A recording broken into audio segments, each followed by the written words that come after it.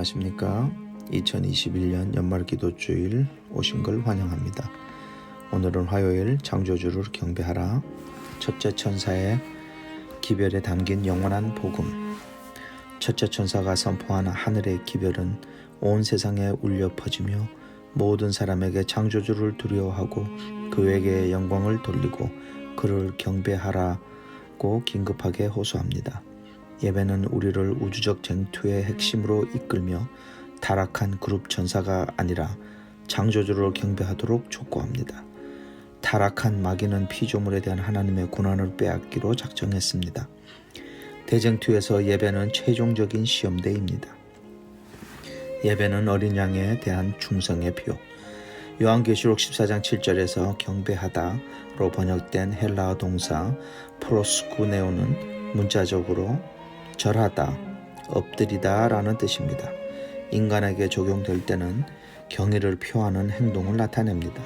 그러나 이 동사의 대상이 하나님일 때는 우리 존재의 온전함, 삶의 중심과 목표를 그분 안에서 찾고자 우리의 타락한 자아를 내려놓겠다는 표현으로 몸과 마음을 깊이 숙이는 행동을 뜻합니다. 예배는 두 가지 중요한 속성을 지니고 있습니다. 예배는 믿음의 고백. 하늘의 존재들이 하나님의 보좌 앞에서 엎드려 하나님께 경배하며 우리 주 하나님이여 영광과 존귀와 권능을 받으시는 것이 합당하오니 주께서 만물을 지으신지라 라고 선포합니다. 그들은 창조주이신 하나님께 경배한다고 고백하며 자신들과 함께 경배하도록 사람들을 초청합니다. 경배 행위는 사실상 나의 창조주로 선언한 하나님에 대한 믿음의 고백입니다. 믿음의 고백이란 성령을 통해 우리의 내면에 깊이 그 뿌리가 박혀 있다가 말과 행동을 통해 표출되는 절대적인 복종의 엎드림입니다. 사실 창조주를 경배한다는 것은 생명과 깊은 관련이 있습니다. 그분은 우리의 생명의 근원이시기 때문입니다. 결국 예배란 집에 거하는 것입니다. 사랑의 창조사 역으로 우리에게 생명을 주신 아버지 앞에 우리가 거하고 있기 때문입니다. 성경에서 살아있는 사람만이 여호와를 찬양할 수 있다고 말하는 이유가 바로 이것입니다. 창조받은 생명은 생명이신 그분을 보면서 감사와 사랑으로 그분 앞에 엎드려 경배하게 됩니다.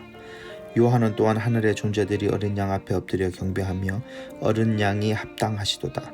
일찍이 죽음을 당하사 각 족속과 방언과 백성과 나라 가운데서 사람들을 피로 사서 하나님께 드리시고 라고 선포하는 모습을 보았습니다. 예배란 구속주로서 우리를 새로운 피조물로 만들어 주신 그리스도를 믿는다는 신앙의 고백입니다. 구속에는 하나님의 본래 창조 세계가 타락한 그룹 천사에 의해 훼손당하고 인류가 본향에서 쫓겨났다는 점이 전제되어 있습니다. 이후 하나님의 아들은 이기적인 피조물들의 행성에 내려오셔서 그들을 집으로 생명의 원천이신 분에게로 다시 데려가고자 하셨습니다.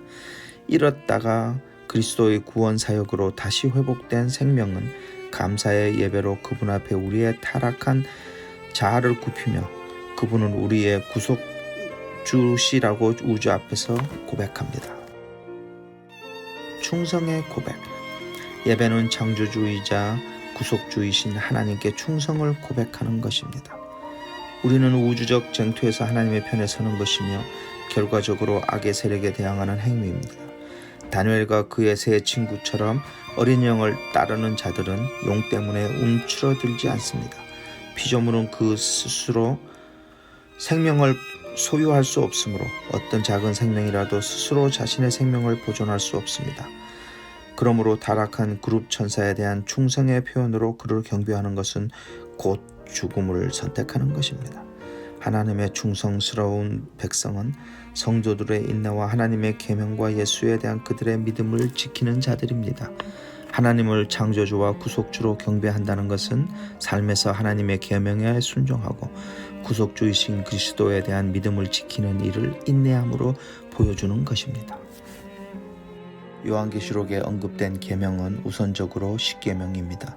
하나님께 경배하라는 부르심은 첫 번째 계명에 순종하라는 초청입니다. 짐승의 우상을 경배하지 말라는 경고는 우리에게 두 번째 계명을 지키라는 요청입니다.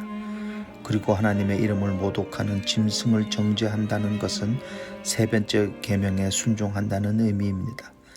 하늘과 땅과 바다와 물들의 근원을 만드신 하나님을 경배하라는 명령은 네 번째 계명에 나오는 언어와 개념을 사용하여 누구를 경배할지에 대한 질문의 중요성을 부과시키고 있습니다.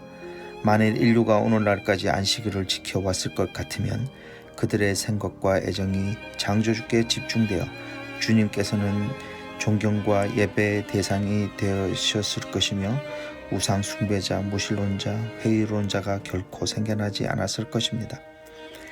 안식일은 창조의 기념일 뿐만 아니라 그리스도를 통해 모든 것을 창조하신 분을 기념하는 날입니다.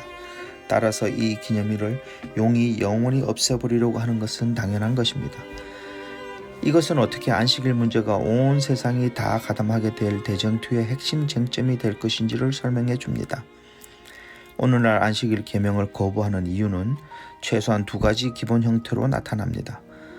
첫 번째는 성경적 안식일인 제7일을 무시하고 이를 준수를 주장하는 배도한 기독교에서 나온 것입니다. 두 번째는 자연과학 연구 분야에서 나타납니다. 자연 진화론은 많은 과학자들과 다른 여러 학자의 양심에서 초월적이고 인격적인 창조주의 존재를 제거해버리고 창조주를 기념하는 안식일을 무시해왔습니다. 그들에 따르면 우리가 보는 모든 것은 무작위적이고 목적 없는 자연적 과정의 결과이기 때문에 창조주는 없으며 그런 분이 필요하지도 않다. 자연 진화론과 기독교 신앙을 융합하려는 그리스도인들이 많습니다. 투쟁, 고통, 생존, 죽음이 포함된 기나긴 진화 과정을 통해 하나님이 창조를 수행하셨다고 그들은 주장합니다. 그런 하나님은 창조주이시며 구속주이신 사랑만 하신 성경적 하나님과 전혀 닮지 않았습니다. 그런 상황에서 첫째 천사는 모든 사람들에게 하나님을 경배하라고 초청하고 있는 것입니다. 이것은 곧 삶과 죽음의 문제입니다. 결론입니다. 투쟁은 계속되고 있으며 근본적인 쟁점은 분명히 드러났습니다. 그것은 바로 누가 경배를 받기에 합당한 자인가 하는 것입니다.